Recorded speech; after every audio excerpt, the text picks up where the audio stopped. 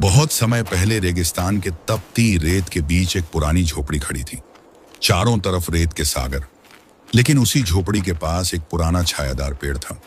शायद अकेला ऐसा पेड़ जिसने रेत के क्रूर थप्पड़ों को सहते हुए खुद को जिंदा रखा था। उसी झोपड़ी में 80 साल की एक अकेली बूढ़ी औरत रहती थी। उसके परिवार में कोई नहीं था। वह बिल्कुल अकेली इस वीरान रेगिस्तान में रहती थी। कभी उनका परिवार भी यहीं रहता था, पर कई साल पहले आया रेत का भयंकर तूफान सब कुछ अपने साथ बहा ले गया। कोई ना लौटा। तब से वह अकेली इसी झोपड़ी में रह रही थी।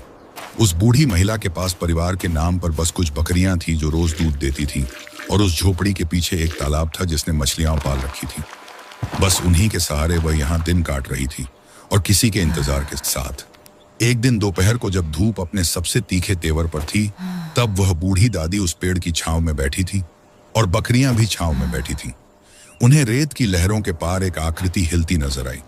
जैसे जैसे वह पास आया, साफ हो गया एक जवान लड़का, लगभग 23-24 साल का, गोरा, चिट्टा, गठीला शरीर, थकान और धूप से झुलसा हुआ। उसके होंठ सूखे थे, आंखों में प्यास थी। वह लड़खड़ाता हुआ छांव के पास आया और बुढ़िया को बोलने लगा, दादी, थोड़ा पानी मिलेगा क्या? बहुत प्यास लगा है। वह बूढ़ी औरत ने सिर हिलाया और कहा, ठीक है बाबू, तुम यहीं बैठो, मैं पानी लेकर आती हूँ। बूढ़ी औरत धीरे से उठी, लाठी के सहारे झोपड़ी के भीतर गई और मिट्टी का लोटा में पानी भरकर लाई और उस लड़के को दिया। लड़के ने एक सांस में पानी पी लिया, जैसे जान वापस आ गई हो। फिर बोला, क्या मैं आज रात यहीं रुक सकता हूँ? मैं दूर गांव से आ रहा हूँ, बियापुर की ओर जा रहा था, मगर गर्मी के मारे मेरी हालत बहुत खराब हो गया है, चल भी नहीं पा रहा हूँ। वो झिझकता हुआ बोला। बुढ़िया कुछ देर चुप रही, फिर मुस्कुराई और बोली, क्यों नहीं, जरूर रुक सकते हो बेटा। मैं भी यहाँ अपनी बकरियों के साथ अकेली रहती हूँ।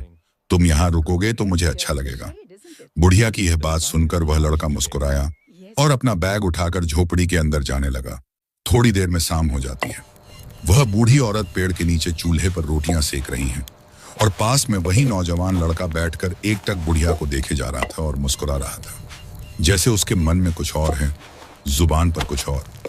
थोड़ी देर बाद बूढ़ी औरत उस लड़के को रोटी और दूध लाकर देती है, और फिर दोनों बैठकर खाना खाते हैं। रात का समय हो जाता है। झोपड़ी के भीतर दिया टिमटिमा रहा था। लड़का बकरियों के पास बैठा था। वह बुढ़िया लड़के के लिए बिस्तर लगा रही थी, खुद भी नीचे चारपाई पर सोती थी। उस लड़के के लिए भी दूसरे कोने में बिस्तर लगा देती हैं। नाम क्या है तुम्हारा? बुढ़िया ने घर के अंदर से ही पूछा। मेरा नाम अर्जुन है, लड़का बोला।